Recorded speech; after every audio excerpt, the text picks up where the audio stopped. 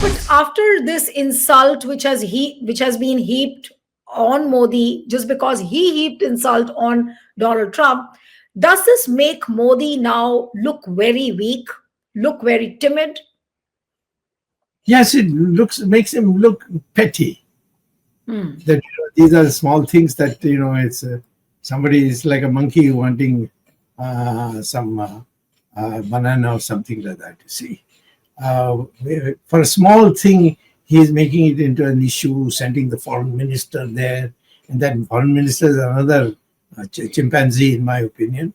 And so it all looks as if we are a people of 1.4 or 1.5 billion people, and all we are concerned is a smile from the Americans. You see, there was a time when Mao Zedong had smiled, and there was big furor in India. Oh, Mao Zedong has smiled on us after all the 1962 bashing we got. So I think there is some psychological problem for us when it comes to foreigners. We tend to sort of go out of the way as if we are doing a big thing.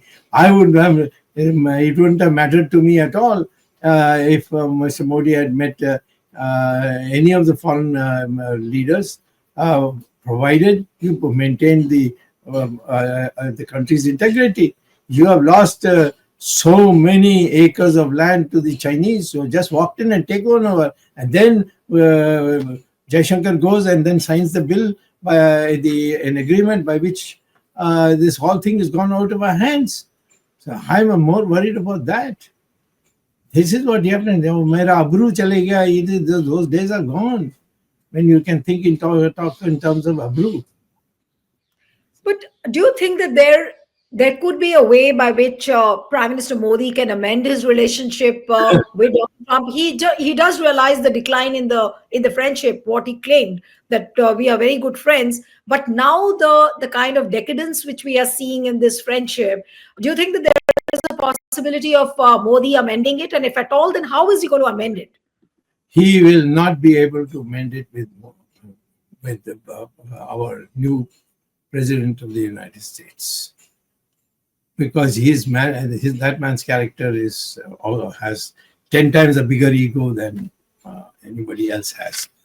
So therefore, I'm saying that we are in a situation where the best thing is just to forget about it, forget about America, do all internal things, and if you want to make the Americans occasionally happy, throw the Chinese out of Ladakh in some places, go to war with them.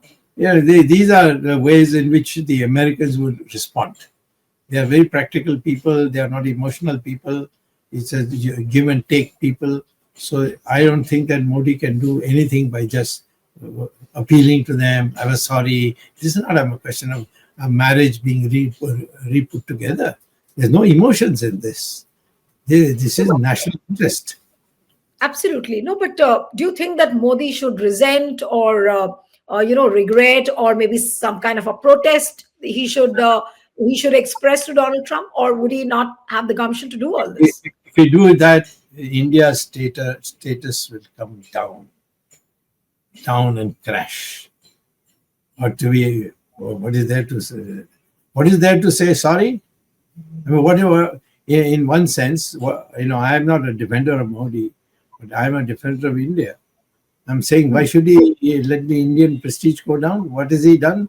He wanted to go and congratulate the new president, but the new president was in no mood. So all right, take it, no problem.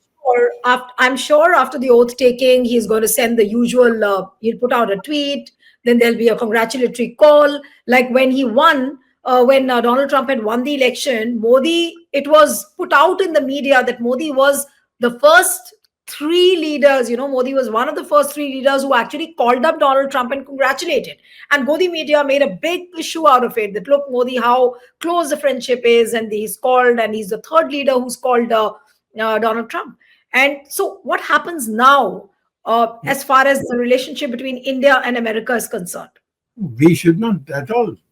After this, there's nothing to say. Just keep quiet. Don't be some kind of a dancing girl in some mohalla, you see, that you are all the time and you want to please somebody else. Why should I please him? He has whatever he has done, whatever justification there may be for what he did. But the fact is that in public, he has humiliated you. And by humiliating the Prime Minister, humiliating India. And therefore, I would say, just forget about America. What is there? There are so many things in India. It's quite practical. You are saying that just forget America, don't talk about it, let's keep silent. But can Modi afford to do it? What is he going to do after the swearing in? I'm sure the first thing is that he will put out a tweet. He will probably try and make a call. What will happen then? I mean, will it not be tantamount to falling on Donald Trump's feet despite all the humiliation? Who will put out the tweets? Modi. Yes. If he does that, I think the RSS at least should tell him, now get down. Because this is exactly what we despise in the Rajas during the Mughal period. We don't want to bend before anybody. You just say, it's okay, it's over. If you still want to, fine. If you don't want us as a friend, we are such a big country. Oh, we are 1.5 billion people, and some of the most intelligent people. Look at the number of Indians who are now as part of his team in the United States. So I would just say, forget it. But I know Modi's psychology. He is a bully. And if you're weak, he will step on you. If you're strong, he will come and prostrate before you. So what you're saying is likely to happen, but I would think that would be a damn bad thing for the country. So you are saying that if Modi puts out that tweet of congratulating Donald Trump, nothing worse could be than this. That's right. It would be a massive insult to the Indian people's self-respect. Stay ahead with our cutting-edge news app. Instantly access the latest shorts in just 1 minute and breaking news in just 50 words. Download now for a smarter, faster news experience.